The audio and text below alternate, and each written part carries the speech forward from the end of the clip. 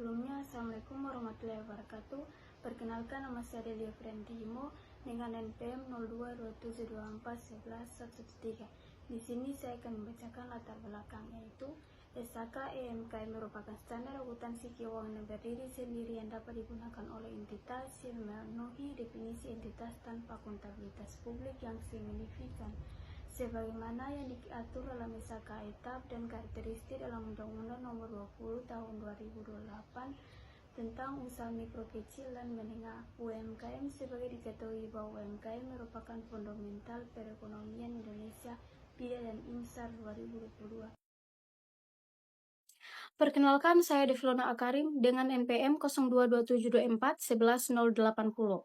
Nah, di sini saya akan membahas tentang tahapan implementasi SAK EMKM. Di sini terdapat 5 tahapan. Yang pertama ada persiapan dan sosialisasi, yang kedua ada penilaian kesiapan, yang ketiga ada penyusunan kebijakan akuntansi, yang keempat ada pencatatan dan penyajian laporan keuangan, yang kelima ada evaluasi dan pemeliharaan. Kita masuk pada tahapan yang pertama, yaitu persiapan dan sosialisasi. Di sini maksudnya yaitu tahap awal sebelum menerapkan SAK EMKM yang terdiri dari 2, yaitu pemahaman atas tujuan SAK EMKM melalui pelatihan atau workshop. Maksudnya yaitu pelaku UMKM diberi pelatihan atau workshop agar memahami manfaat dengan tujuan penerapan standar ini, seperti penyusunan laporan keuangan yang benar dan mudah dipahami. Kemudian ada identifikasi kebutuhan UMKM. Maksudnya yaitu mengidentifikasi jenis usaha, ukuran usaha, dan tingkat kompleksitas transaksi agar penerapan standar disesuaikan dengan kondisi UMKM tersebut. Contohnya seperti jenis usaha, kompleksitas transaksi. Kemudian yang kedua ada penilaian kesiapan, yang dimana menilai seberapa siap UMKM untuk menerapkan SAK EMKM. Yang terdiri dari menilai sumber daya manusia, sistem pencatatan, dan teknologi yang ada. Maksudnya itu menilai sumber daya manusia, sistem pencatatan, dan teknologi. Apakah sudah ada tenaga akuntansi seperti pembukuan atau seperangkat yang memadai. Kemudian ada mengidentifikasi kesenjangan antara praktik akuntansi saat ini dengan ketentuan SAK EMKM. Yang maksudnya yaitu melihat perbedaan antara praktik akuntansi sedang berjalan dengan ketentuan dalam SAK EMKM agar tahu bagian mana yang perlu diperbaiki. Kemudian tahapan yang ketiga yaitu penyusunan kebijakan akuntansi. Maksudnya yaitu tahap menetapkan aturan atau kebijakan akuntansi yang akan digunakan UMKM, yang terdiri dari menetapkan kebijakan akuntansi sederhana sesuai SAK MKM. Misalnya menentukan metode penilaian persediaan, cara mencatat pendapatan, dan kebijakan akuntansi yang lain yang relevan dengan kegiatan usaha. Kemudian tahapan yang keempat yaitu pencatatan dan penyajian laporan keuangan. Maksudnya yaitu tahap pelaksanaan pencatatan transaksi dan penyusunan laporan keuangan yang terdiri dari mencatat transaksi harian seperti transaksi penjualan, pembelian, dan kas yang masuk atau keluar atau dalam buku kas atau jurnal sederhana. Kemudian menyusun laporan keuangan yang meliputi laporan posisi keuangan atau neraca, laporan laba rugi, dan catatan atas laporan keuangan. Semuanya disusun sesuai dengan format SAK EMKM. Kemudian tahapan yang kelima yaitu evaluasi dan pemeliharaan, yang dimana tahap akhir untuk memastikan sistem berjalan dengan baik, yang terdiri dari meninjau hasil laporan secara berkala, maksudnya yaitu mengevaluasi apakah laporan yang dibuat sudah sesuai standar dan mudah dipahami. Kemudian memperbaiki prosedur bila ada kesalahan atau ketidaksesuaian. Maksudnya yaitu jika ditemukan kesalahan atau ketidaksesuaian, maka prosedur pencatatan dan pelaporan diperbaiki agar lebih baik ke depannya. Perkenalkan, nama saya Dan Rizky Haji Umar dengan NPM 022724111014. Selanjutnya saya akan membahas materi dengan judul penyusunan laporan posisi keuangan atau neraca. Laporan posisi keuangan atau neraca merupakan laporan yang menunjukkan kondisi keuangan pada suatu titik waktu tertentu. Nah, neraca ini dia harus mencakup 3 hal, yaitu aset, kewajiban, dan juga ekuitas pemilik. Selanjutnya ada laporan laba rugi. Laporan laba rugi merupakan laporan yang mencakup semua pendapatan dan beban selama suatu periode. Nah, Intinya, laporan laba rugi ini dia menjelaskan hasil usaha pada suatu perusahaan. Apakah perusahaan tersebut dia mengalami laba atau rugi selama periode tertentu. Selanjutnya ada pelaporan dan penggunaan pelaporan. Pelaporan dan penggunaan pelaporan ini menyampaikan laporan keuangan kepada pihak berkepentingan seperti investor, kreditur, dan pemerintah. Laporan ini harus jelas dan tepat waktu. Investor sangat membutuhkan laporan keuangan untuk menilai potensi keuangan dari perusahaan tersebut. Apakah selama suatu periode perusahaan tersebut mengalami laba atau rugi. Selanjutnya kreditur. Kreditur menilai laporan keuangan untuk menilai apakah perusahaan tersebut dapat membayar kewajibannya atau tidak. Selanjutnya pemerintah melihat laporan keuangan atau pelaporan keuangan itu untuk menentukan pajak. Selanjutnya ada penggunaan laporan.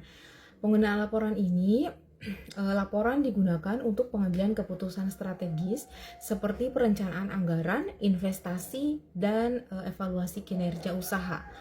Selanjutnya ada pemantauan berkala. Pemantauan berkala ini seperti evaluasi secara berkala terhadap proses dan laporan keuangan untuk memastikan bahwa semua berjalan sesuai dengan SAK-EMKM. Dan peningkatan kapasitas, mengembangkan kemampuan karyawan dalam bidang akuntansi dan keuangan melalui pelatihan lanjutan atau program pengembangan profesional. Ini penting untuk menjaga kualitas laporan keuangan dan kepatuhan terhadap standar. Terima kasih. Assalamualaikum warahmatullahi wabarakatuh. Saya Anggun Dwi Saraswati dengan NPM 0227240550. Di sini saya akan melanjutkan materi terkait dengan tantangan dalam menerapkan SAK-MKM. Terdapat 6 tantangan dalam menerapkan SAK-MKM. Yang pertama, pencatatan akuntansi yang ribet terkait dengan kecermatan data, waktu, dan biaya. Kebanyakan UMKM menganggap akuntansi itu ribet terkait dalam hal teknis kecermatan data, di mana di dalam akuntansi terdapat data yang rinci dan harus dipertanggungjawabkan. Di sini UMKM merasa mengalami kesulitan dengan data-data yang ada. Mereka menganggap data-data yang ada hanya menambah biaya tambahan nantinya dan waktu mereka akan terbuang sia-sia. Yang kedua, terdapat kurangnya pemahaman UMKM terhadap pengelolaan keuangan, di mana yang kita ketahui jika kita mau membangun sebuah usaha kecil maupun besar, kita harus bisa melihat kondisi keuangan atau bagaimana cara pengelolaan keuangan yang ada. Di sini UMKM mengaku masih merasa minim terkait dengan kurangnya pemahaman dalam pengelolaan keuangan. UMKM masih sulit membedakan terkait dengan kekayaan milik pribadi maupun kekayaan milik perusahaan. Yang ketiga, latar belakang pendidikan yang masih tertinggal. Kebanyakan UMKM hanya menamatkan pendidikan sampai SD atau bahkan tidak lulus SMA, di mana yang kita tahu pendidikan dapat membawa pengaruh besar bagi diri seseorang. Di sini kebanyakan UMKM yang ditemukan memiliki latar belakang pendidikan yang terbelakang, sehingga akibatnya UMKM ini tidak mengetahui bagaimana cara pengelolaan keuangan yang baik dan benar. Yang keempat itu kurangnya SDM yang memiliki pengetahuan tentang SAK-MKM yang dibuat oleh Ikatan Akuntansi Indonesia. Pencatatan akuntansi UMKM harus sesuai dengan peraturan yang ada. Untuk menyertakan pencatatan akuntansi UMKM seharusnya menggunakan SAK UMKM yang dibuat oleh Ikatan Akuntansi Indonesia. Yang kelima, ketidakpastian laba yang diperoleh, di mana UMKM jika memiliki laba yang sedikit, mereka bingung bagaimana mencatatnya. Jika labanya lebih besar, mereka juga kebingungan bagaimana cara pencatatannya. Yang keenam, sosialisasi dan pelatihan akuntansi. SAK-MKM ini belum dilakukan, sosialisasi dalam SAK-MKM belum banyak dilakukan, sehingga UMKM ini seperti kurangnya informasi yang mereka ketahui tentang manfaat akuntansi. Beberapa UMKM mungkin tidak menyadari pentingnya membuat pencatatan laporan keuangan sesuai dengan SAK MKM. Assalamualaikum warahmatullahi wabarakatuh. Langsung saja saya akan melanjutkan materi tentang strategi dan solusi implementasi pencatatan keuangan UMKM. Yang pertama itu ada memperbaiki human error. Nah, kesalahan manusia atau human error itu dalam pencatatan dapat menyebabkan kerugian yang sangat besar karena bisa jadi datanya itu tidak lengkap atau datanya keliru. Nah, untuk mengurangi error ini, UMKM itu perlu mencatat setiap transaksi secara lengkap dan rapi setiap periodenya. Misalnya, para pelaku UMKM mencatat pemasukan, pengeluaran, dan lain sebagainya dalam harian atau bulanan. Misalnya ketika pemilik UMKM ini, pemilik usaha UMKM ini, setelah menutup tokonya, ia menghitung berapa pemasukan pada hari itu, berapa pengeluaran pada hari itu, dan lain sebagainya. Nah, cara ini itu dapat mencegah lupa atau bertumpuknya transaksi yang bisa menimbulkan kelalaian. Selain itu, para pelaku UMKM juga dapat menggunakan alat bantu seperti buku kas sederhana, Excel, Google Sheet, dan lain sebagainya. Kemudian yang kedua ada edukasi dan sosialisasi. Banyak pemula para pelaku UMKM ini belum memahami pentingnya pembukuan, sehingga menurut saya program edukasi ini sangat vital. Pemerintah daerah, dinas koperasi atau lembaga pendukung itu sering mengadakan pelatihan dan sosialisasi pencatatan keuangan sederhana. Nah, di materi pelatihan ini itu biasanya meliputi cara mencatat transaksi yang akurat, kemudian interpretasi laporan keuangan sederhana, serta pengenalan aplikasi digital. Kalau di Maluku Utara ini saya belum tahu apakah ada hal semacam ini yang dilakukan oleh pemerintah daerah. Misalnya kemarin di Provinsi Sulawesi Tengah, itu pada baru-baru ini pada tahun 2025 itu menyelenggarakan pelatihan 4 hari tentang pembukuan UMKM yang mencakup penggunaan aplikasi berbasis teknologi. Hasilnya, para peserta atau pelaku UMKM ini mampu mencatat transaksi bisnis secara terstruktur dan langsung mendapat sesi komunikasi soal penerapan di usahanya. Kemudian, penyediaan aplikasi akuntansi sederhana. Kita dapat memanfaatkan teknologi digital, membuat pencatatan keuangan lebih mudah dan akurat. Di zaman ini banyak aplikasi gratis atau aplikasi yang berbiaya rendah yang didesain untuk para pelaku UMKM. Misalnya saja saya kasih contoh itu buku besar, buku warung, yang itu bisa diinstal di aplikasi, itu bisa diinstal di HP atau handphone, yang otomatis dapat mencatat transaksi penjualan, dapat mengetahui biaya dan pengeluaran laporan sederhana. Kemudian, pendampingan dan konsultasi. Pendampingan oleh ahli akuntan profesional, mahasiswa akuntansi, atau lembaga keuangan. Membantu UMKM mengatasi kendala pembukuan.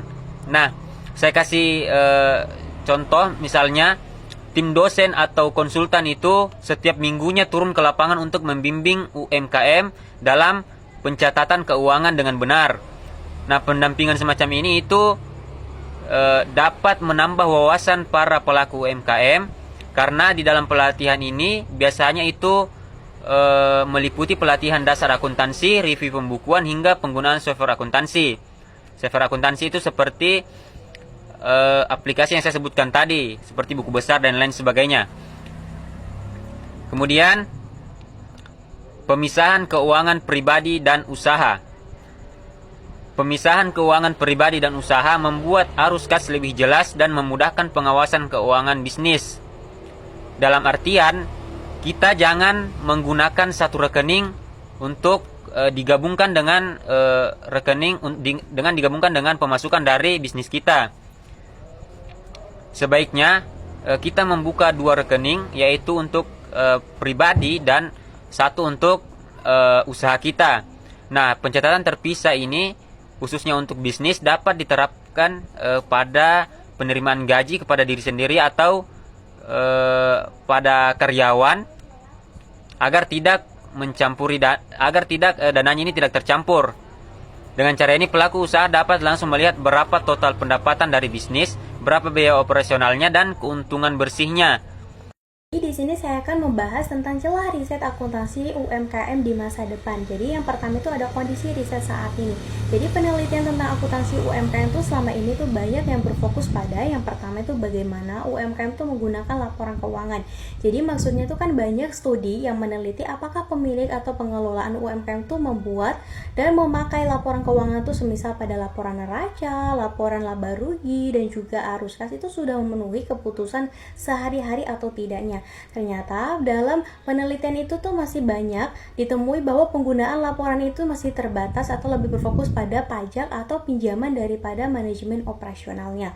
Yang kedua itu ada hambatan utama, di mana hambatan utama itu seperti kayak keterbatasan sumber daya manusia, dana, dan juga teknologi. Jadi maksudnya itu kenapa alasan akuntansi itu belum berkembang di UMKM itu karena yang tadi seperti kekurangannya keterampilan dalam akuntansi, terus dananya yang mungkin juga keterbatasan, serta akses dalam pengetahuan teknologinya juga masih kurang. Dan yang terakhir itu kayak persepsi pemilik atau akuntansi yang sering dianggap hanya untuk pajak bukan alat manajerial. Jadi maksudnya itu kayak semisal banyak pemilik UMKM itu melihat pembukuan yang hanya sebagai kewajiban berfokus kepada pajak dan juga laporan, bukan seperti sumber informasi untuk mengatur harga, biaya, stok atau strategi penjualannya. Selanjutnya yang kedua itu kita akan membahas tentang celah riset. Apa sih celah riset itu? Jadi celah riset itu adalah peluang penelitian baru tentang hal-hal yang belum banyak diteliti tetapi penting dan menarik untuk dikaji di masa yang akan datang. Semisal nih, kalau penelitiannya lama itu lebih berfokus kepada masalah dasar UMKM seperti kayak sumber daya manusia, dana, dan juga pajak, maka celah riset ini akan membuka arah untuk mengembangkan akuntansi UMKM yang lebih modern, mudah, dan juga bermanfaat. Di mana celah-celah riset itu yang pertama ada akuntansi adaptif. Nah, akuntansi adaptif itu adalah akuntansi yang bisa menyesuaikan diri dengan kondisi UMKM yang kecil dan juga sederhana. Nah, contohnya tuh kayak semisal nih, sistem pencatatan yang mudah dipakai itu kayak dipakai walau tanpa latar belakang akuntansi. Nah, itu contoh dari akuntansi adaptif. Yang kedua itu ada teknologi akuntansi modern. Nah, maksud dari teknologi akuntansi modern itu kayak memanfaatkan aplikasi digital seperti kayak Spotware akuntansi atau sistem online untuk pencatatan keuangan. Nah, contohnya tuh kayak dalam buku warung dan juga catatan keuanganku. Nah, itu contoh dari teknologi modern di akuntansi. Dan yang ketiga itu ada pelaporan keuangan, di mana pelaporan keuangan itu tidak hanya laporan keuangan tetapi juga laporan yang hal-hal lain untuk penting seperti kayak kepuasan pelanggan, habis itu kualitas produk atau juga dampak sosialisasi. Nah, itu penting untuk dilaporkan di laporan keuangan. Dan yang keempat itu ada sistem informasi akuntansi murah dan ramah pengguna. Jadi maksudnya tuh kayak sistem akuntansi ini tuh yang murah itu mudah digunakan dan tidak rumit bagi pemilik usaha kecil untuk menggunakan laporan keuangannya. Dan yang terakhir, yang kelima itu ada literasi akuntansi. Nah, literasi akuntansi itu adalah kemampuan pemilik UMKM dalam memahami dan menggunakan informasi keuangan. Nah, contohnya itu semisal, apakah penelitian sederhana itu bisa meningkatkan kemampuan pemilik dalam membaca atau menggunakan laporan keuangannya. Habis itu yang keenam ada persepsi dan budaya. Nah, bagaimana sikap itu kebiasaan dan budaya masyarakat itu mengetahui cara UMKM dalam mencatat laporan keuangannya.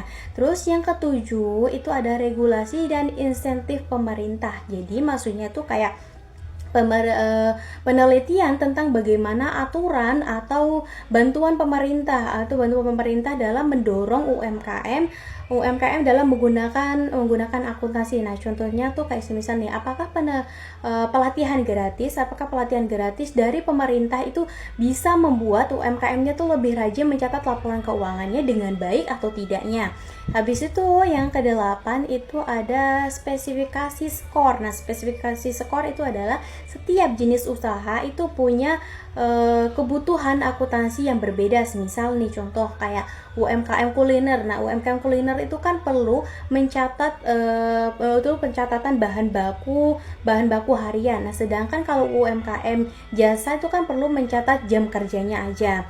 Nah, itu spesifikasi skor atau perbedaan dari jenis usaha.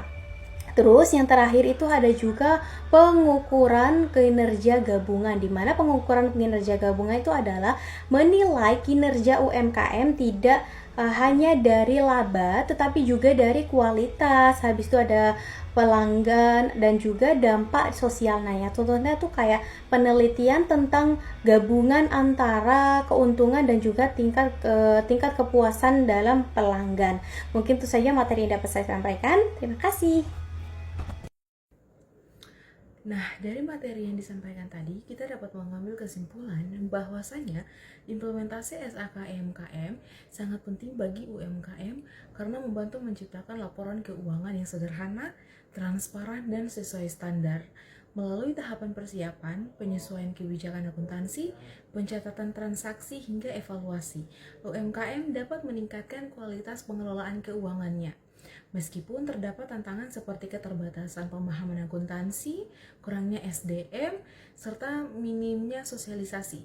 Hal tersebut dapat diatasi melalui edukasi, pendampingan, pemanfaatan teknologi digital, dan pemisahan keuangan pribadi dengan usaha.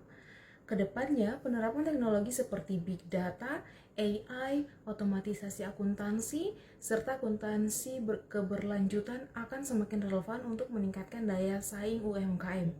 Dengan demikian, penerapan SAK UMKM bukan hanya memenuhi regulasi, tetapi juga menjadi strategi penting bagi UMKM untuk tumbuh lebih sehat, transparan, dan berkelanjutan.